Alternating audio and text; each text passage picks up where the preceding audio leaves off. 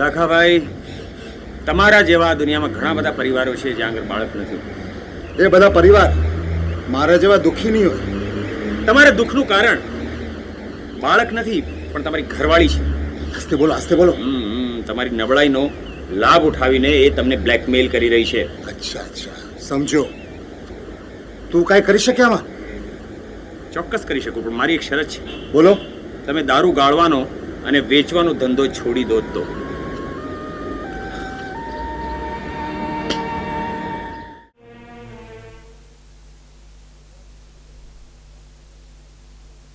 તે આ ઠીક નહીં કર્યું. શું ઠીક નહીં કર્યું? તે મારી ગર્લફ્રેન્ડને ફસાવી. મેં? હોળો નહીં બન. તું જાણતો હતો કે મારી ગર્લફ્રેન્ડ છે, એ છતાં પણ તે એને ચક્કરમાં લીધી. આ ફસાવી, ચક્કરમાં લીધી, આવા શબ્દો તને શોભા નથી દેતા યાર. જો મારી ગર્લફ્રેન્ડને બાટલામાં ઉતારીને શું તે તારી શોભા વધારી છે? ના ના, એ તો તે મારી પર્સનાલિટીને એટલી કુમાશથી ઘડી છે કે છોકરીઓ પહેલી મુલાકાતમાં જ મોહી પડે છે. કેતકી મારી ગર્લફ્રેન્ડ છે યાર, મારી છે નહીં, હતી. કેટલા પૈસા જોઈએ છે તારે? ફક્ત 20,000. 20,000? અરે વાહ, એક રાતમાં 10 ના 20 થઈ ગયા. મેં તને પહેલેથી જ ચેતવ્યો હતો કે રાત જશે તો ભાવ વધી જશે. 25,000. આ તો બ્લેકમેલ કહેવાય. હા, બ્લેકમેલ કહેવાય. આ ધંધો કહેવાય. 26,000. You must be joking. તું મજાક કરી રહ્યો છે. 27. વી આર ફ્રેન્ડ્સ યાર, વી આર ફ્રેન્ડ્સ. 28. જો હું તને 20,000 આપવા તૈયાર છું. બસ 29. 30. મને મંજૂર છે. જમનાદાસ શેઠ, તમારે જે કાંઈ કહેવું હોય ને તો ફટાફટ કહો. મારી પાસે ટાઈમ નથી. લાખાભાઈ, સમય પાકી ગયો છે પુરવાર કરવાનો. શું પુરવાર કરવાનું છે મારે? એ જ કે તમે મારા નાનપણના લંગોટિયા યાર છો. આ તો નવાઈની વાત થઈ. બન્યો શું? લાખાભાઈ, વાત જાણે એમ છે કે જ્યારથી પેલો હસમુખ હવાલદાર મારી રૂમની બહાર બેઠો છે ને, ત્યારથી મારી બેરી મારા માથે ચડીને બેઠી છે. તો એક કામ કરો ને, બૈરીને ઘર ખર્ચ આપવાનું બંધ કરી દો ને. હવે લાખાભાઈ, એ તો મેં ક્યારનું આપવાનું બંધ કરી દીધું છે. તો પછી આ સીધું સામાન લાવવાના પૈસા ક્યાંથી આવે છે? વાત જાણે એમ છે કે એણે ક્યાંક કોઈક નોકરી શોધી કાઢી છે. હા, અને લાખાભાઈ નોકરી પણ કેવી, ક્યારેક રાત પાડી તો ક્યારેક દિવસ પાડી. તો એક કામ કરો, ટાળા પાણીએ નહીં લો. નહીં નહીં નહીં નહીં લાખાભાઈ, તમે એવું નહીં બોલો. લાખાભાઈ, આપણે બંને સાથે મળીને આનો કોઈ ઉપાય શોધવાનો છે અને મારી આ વિકટ સમસ્યાનું આપણે નિરાકરણ કાઢવાનું છે. ન રહે બાસ, ન બચે બાંસુરી. બોલો, કેટલા લેશો? હા, શેના?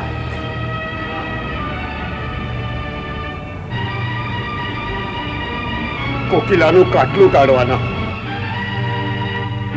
5, 10, 15, 20, 25,000 સુધી આપવા માટે હું તૈયાર છું.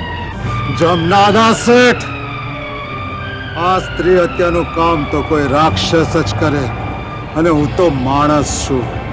આવું નીચ કામો કોઈ દિવસ ના કરું, સમજ્યા?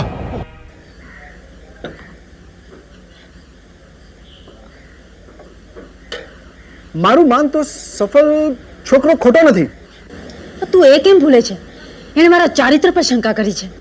શંકા? એકવાર મેં પણ મારી વીજળી ઉપર શંકા કરી હતી. મેં તેના ઉપર આરોપ મૂક્યો હતો કે પ્રેમની આડમાં તે મારું શોષણ કરે છે. હકીકતમાં તો હું તેના પ્રેમને સમજી જ નહોતો શક્યો. આજે અમે બંને પછતાઈ રહ્યા છીએ.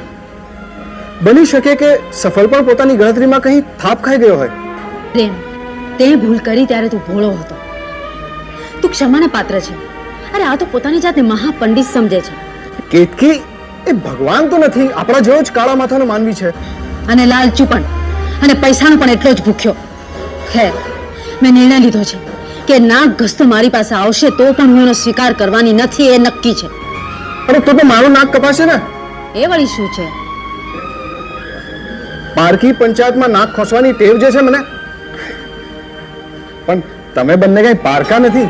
મારો જમણો અને ડાબો હાથ છો, મારા અંગત મિત્રો છો.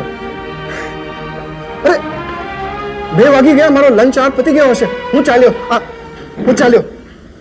બ્રધર પિન્ટો, તારી પ્રગતિ કેમ ચાલે છે? સોલિડ ગુડ પ્રોગ્રેસ બધાર તારી બતાવેલી ફોર્મ્યુલા બરાબર કામ કરી રહી છે. હું વિટામિન્સની ગોળીઓ લઉં છું ને હા. એટલે શરીરમાં તાકાત રહે છે, સ્ફૂર્તિ રહે છે. હા, અને સ્ફૂર્તિ રહે છે એટલે થાક નથી લાગતો, અને થાક નથી લાગતો એટલે દિવસમાં 2 વાર ઓછું પીઉં છું. મેં તને એક બીજી પણ સલાહ આપી હતી કે મહિનામાં 1-2 વખત પત્નીને ગિફ્ટ આપવાની. એનું શું થયું? અરે હા યાર, તે દિવસે તો જબરી કોમેડી થઈ ગઈ. શું? તે દિવસે શનિવાર હતો. હા. રાત્રે ટેક્સી બંધ કરી રસ્તામાંથી મારી વાઈફ માટે એક સરસ પ્રેઝન્ટ લઈ અને હું ઘેર ગયો. Mummy yes my son. જો તો કોણ આવ્યું છે? કોણ છે? પપ્પા. મશ્કરી નહીં કર, નહીં તો બહાર આવીને તારું ડાચું ફોડી નાખીશ. અરે તો આવીને જોતો ખરી. શું જો તારું ડાચું? હજી તો 8:30 વાગ્યા છે ને આજે પણ 9 પહેલા નથી આવ્યા ને. I'll make him sleep out. Mary darling, please come out. Mary. Pintu, yes darling, જો તો તારે માટે શું લાવે છું. અરે મેરી ડાર્લિંગ, મમ્મી. પપ્પા, મમ્મીને શું થયું? કઈ નહીં બેટા, તારી મમ્મી દુઃખ તો નથી પચાવી શકતી પણ ખુશી પણ હજમ નથી કરી શકતી. જા એને ભાનમાં માટે પાણી લઈ આવ. જા ભાનમાં લાવવા માટે પાણી લાવ જલ્દી.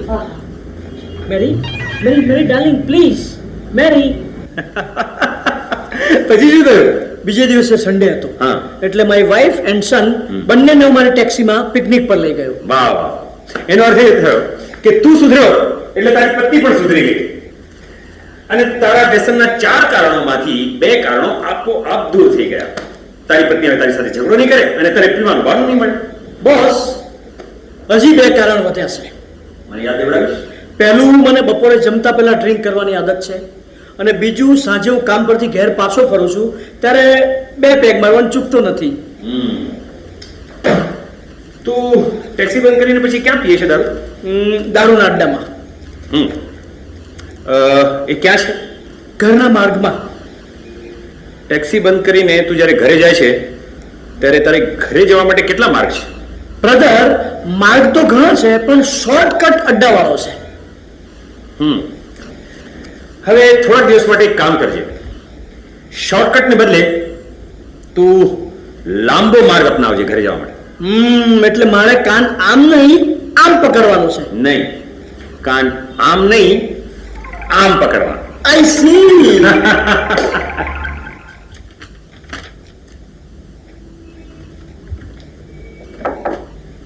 અંદર આવી શકું સર? મિસ્ટર રમણીકલાલ, ના તમારે પરવાનગી લેવાની જરૂર છે ના સર કહેવાની. આવો. Thank you. શું લેશો, ચા કે કોફી? કોફી ચાલશે sir. Yes, send 2 coffees please.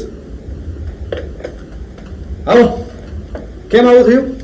Sir, મેં તમારી આ 3જા માળાની કેબિન જોઈ નહોતી, એટલે મને થયું કે તમે મેનેજરમાંથી જનરલ મેનેજર બનીને 4થે માળે પહોંચી જાઓ, એ પેલા એક નજર નાખી લઉં. એમ? જનરલ મેનેજર ગોયલ સાહેબની ખુરશી 5 વર્ષ પછી ખાલી થશે જ્યારે તે રિટાયર થશે. અરે મને તો હજુ અહીંયા 2 મહિના નથી થયા.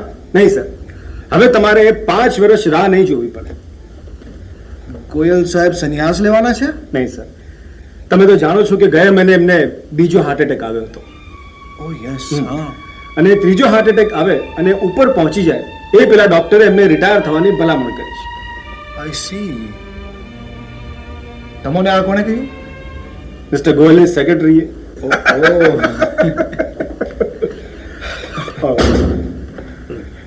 હાલો, ફાફડા ખાઓ. ઓહ, થેન્ક યુ સર. સ્પેશિયલ બદામ પિસ્તાના છે. I C. અલે રામુ, તું પણ ખા.